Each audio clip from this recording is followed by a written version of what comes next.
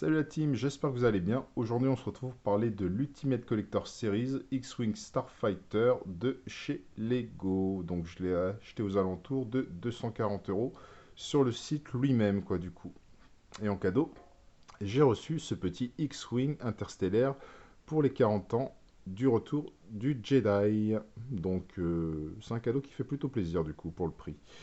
Donc du coup, le set contient évidemment 10 sachets à monter ainsi que 1949 pièces. Donc ça commence à faire beaucoup du coup.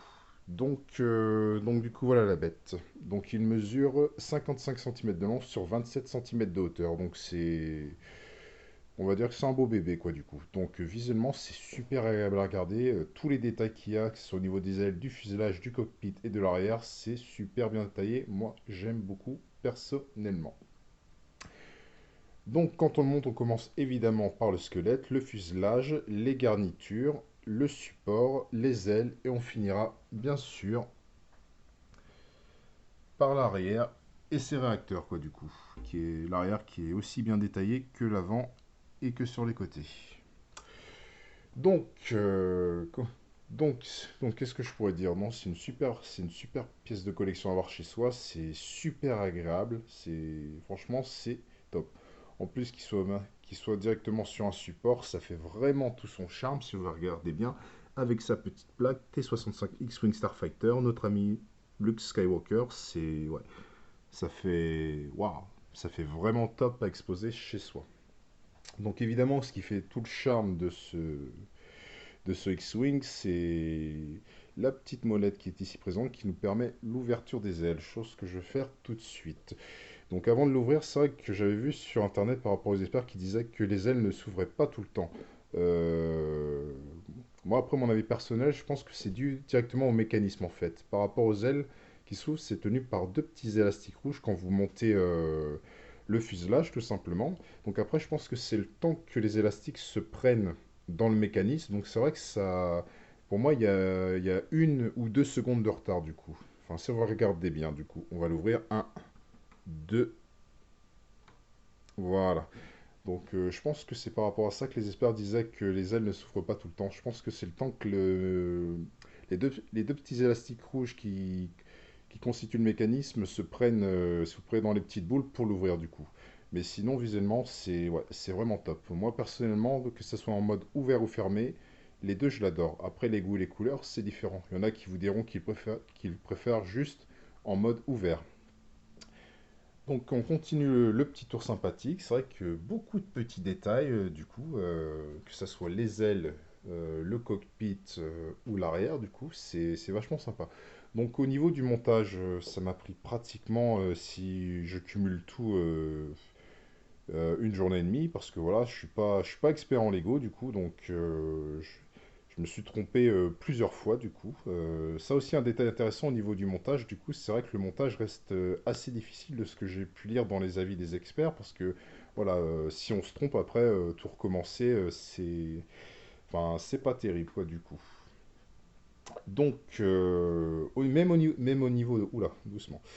Même au niveau du fuselage, du coup, faut être assez minutieux au niveau des clips parce que c'est vrai que si vous êtes comme moi brut de décoffrage, vous allez vite perdre des pièces et vite perdre patience, ouais, du coup. Faut être assez patient et être délicat parce que c'est vrai que bah, on peut vite recommencer à reclipser des éléments et c'est pas forcément le plus agréable. Donc au niveau du support, qu'est-ce que je pourrais dire au niveau du support? La petite plaque sympathique, comme j'ai dit précédemment, ça rend super bien. Après, malheureusement, le point négatif que j'ai pu lire aussi par les experts, et ça je peux le confirmer personnellement, la sensibilité du support. C'est vrai que c'est dommage. On a tendance à vite perdre les pièces du haut, là du coup, que ce soit à l'avant ou à l'arrière, mais rien de méchant, quoi, du coup, dans l'ensemble il tient. Mais c'est vrai que dès qu'on le manipule, qu'on veut l'ouvrir des choses comme ça, faut être assez délicat parce que sinon, 1 ou 2 pièces se barrent du coup. Donc c'est pas forcément agréable à la longue de tout recommencer. Mais voilà, quoi, du coup. C'est vraiment ça, on va dire, le point négatif de tout ça. En plus du fuselage, quoi, du coup, qu'il faut être assez délicat quand on monte et évidemment les autres pièces pour éviter de tout recommencer, tout simplement. Après, au niveau des points positifs, Une très belle pièce à avoir chez soi. Pour moi, je vous le recommande vivement de l'avoir. C'est super sympa. D'ailleurs, sur le site, il est toujours en réassort parce que je pense que ça marche tellement bien que bah, ça part comme des petits pains. Ouais.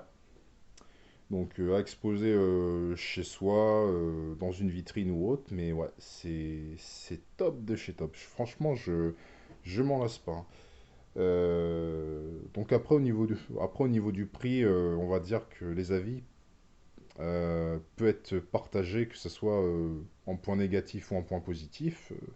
Après, je dirais le point positif de tout ça, c'est si vous le commandiez le 4 mai, du coup, vous aviez plusieurs cadeaux offerts.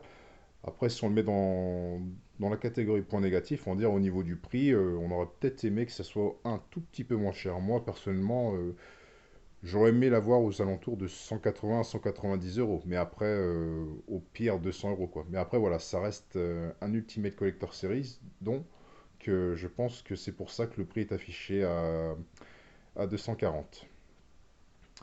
Donc pour finir, qu'est-ce que je peux dire d'autre? Je pense que j'ai fait le tour dans l'ensemble. Voilà, ça reste quoi qu'il arrive un beau bébé à avoir chez soi, quoi, du coup. Donc si vous êtes un fan incontesté de Star Wars ou un collectionneur, je pense que c'est une pièce à avoir chez vous. Et voilà, c'est vraiment top. Il y a rien à dire, quoi, du coup. Si je compare par rapport à l'autre X-Wing que j'avais acheté chez Schmidt Toy, un magasin revendeur dans l'Oise, j'ai payé aux alentours de 46 euros. C'est vrai qu'au niveau gabarit, il n'y a pas photo. C'est vrai que quand je le compare le petit et celui-là qui fait 55 cm de long sur 27 cm de hauteur, je me dis, il n'y a pas photo du coup. Et puis si on compare par rapport au petit X-Wing qui m'a été offert pour les 40 ans du retour du Jedi, c'est vrai que enfin, je trouve ça assez rigolo, quoi. Du coup, si on compare les deux à côté, voilà, quoi.